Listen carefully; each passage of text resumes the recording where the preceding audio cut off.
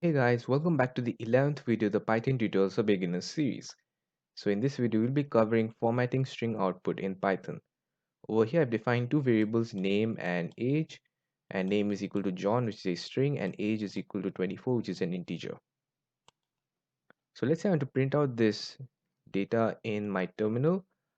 So I want to print out John is 24 years old. So what we can do is that we can use string concatenation. So first, I'll type in name. So John is 24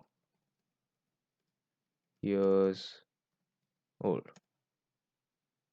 So over here I have name, which is a string, and I'm performing string concatenation. So I'm joining name with is. Remember that I have to put spaces at the start and at the end of the word is. And then I convert the age, which is an integer, into a string because we cannot add an integer with a string because that would lead to a type error.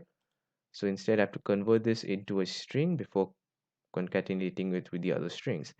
And finally I have space years old, and you can see that this is our correct output. John is 24 years old. Let's say I want to change age to 25. So over here my output is John is 25 years old. Let's say I'll change the name to Jack, and I run the code. So you can see that I've printed out Jack is 25 years old. Okay, however, the issue with this is that this is not the best way to do this in Python, because remember that you have to put in the correct number of spaces, and you also have to convert this integer into a string, which you might forget, leading to a type error. And um, there's basically a better way to do this, and that is to use a f string. So we can to write an f string, you have to first put in double quotes and then type in f. All right. So it can be a lowercase f or uppercase f. So over here I'll use a lowercase. Next, I'll type in curly brackets and put in name is age years old. I'll comment out the old statement, and you see that we get the same number, same output. However, you can see that this syntax is a lot better because again we have basically this is our string, and the curly brackets can basically hold any variable we like. All right, so if I change this to 30,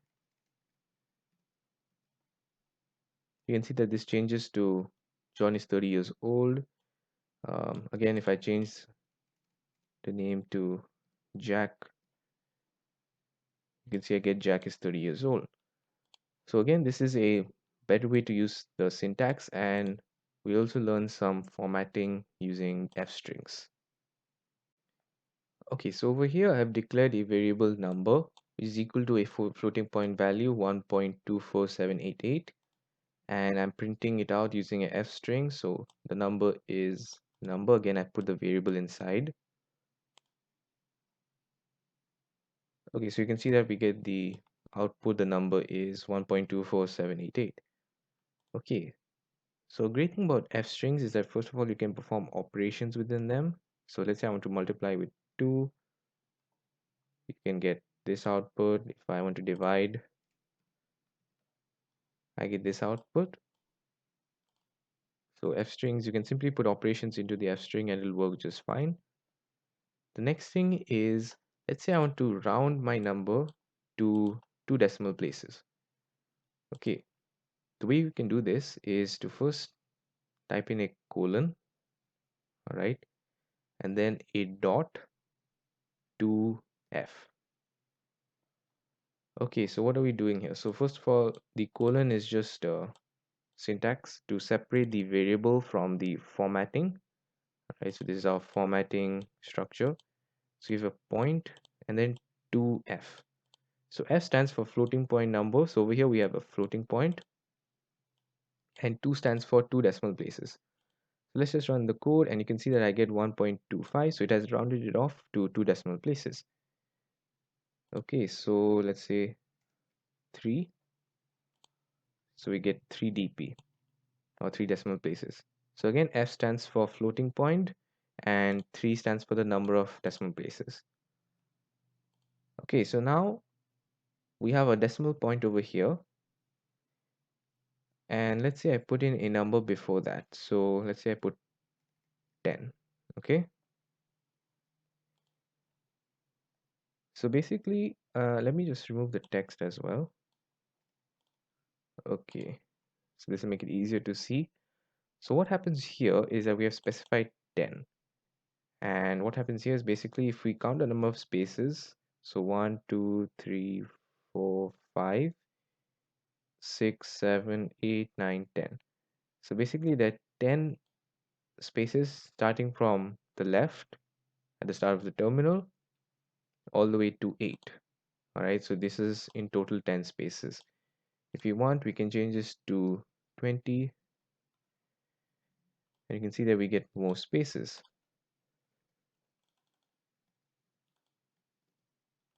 So let me change this 3 into 5. Again, you see that we get more decimal places. And let me put, instead of 3, I'll put 8. So over here you can see that it also adds in extra zeros as well. So that's also nice. So basically 10 allows us to print our output right justified. All right, so all of it aligns at the right. Okay, so that's how we format numbers. So let's say you want to put this into scientific notation. We can do this by replacing F with an E. Okay, so let's run the code. Again, the 10 is here making it right justified. So this is in total 10 spaces. And we also get scientific notation, so that's nice. So 1.248 E00. All right, and we have 3 decimal places. Let's say I replace 3 with 2. So over here you can see that I get 2 decimal places, scientific notation. Let's make our number a little larger. So I added 2 zeros there. And let's add a few more decimal places, so 5 decimal places. So again, you see that we get 5 decimal places, and starting from here to the right side, we have 10 spaces in total. So because we specify 10 over here, if we change this to 2, there are 20 spaces. All right, so this allows us to justify our text to the right side. Okay, so next is, let's say I want to express my number as a percentage. So I'll just change the number there. And let me change this back to a 10. So to change, so right now we did scientific notation. So now to put this into a percentage, we can simply replace the E with a percentage sign. So let's run the code. And you can clearly see that what we have done here is that we have represent the number in a percentage. All right, so we get, okay, so this is a very large percentage. Let's replace this with 0. So we should get like about 25%. So we get 24.78800 percentage sign. All right, and again there are 10 spaces over here and there are 5 dp over here because we specified 10 and 5. Okay, so that's how you can format percentages. Let's reduce this to 1. All right, so 1 dp there. So we get 24.8%. Okay, so now I'll talk about justifying string output. So over here I've written out a few simple numbers in Python, so a few floating point values over here, and I've written a few print statements using the f string. And the first number will be 1 decimal place, then 3 decimal place, then 2 decimal place. So let's run the code, and you can see that I have 3 statements and a few random percentages, and then I write off and then a fruit name, right? Okay, so let's say the thing is here is that the word off isn't aligned. All right, so let's say I want to align this. I can do this by simply putting tens before the decimal point, and then if I run the code, you see that now the word off, they align very nicely, and then the starting of the fruit names also aligns nicely on the left. However, my strings have a bunch of spaces over here. Let's say I want to remove that space. All right, so we can do this by justifying the numbers to the left. So currently by default it's justified to the right side. So we have empty spaces on the left and then the actual number on the right. To change that, we can put in the lesser than sign. All right. So now our output looks a little nicer. So our percentages are aligned to the left and the word off is also aligned, and the things that's changing is the spaces over here. All right. And if I change this to, let's say, 8,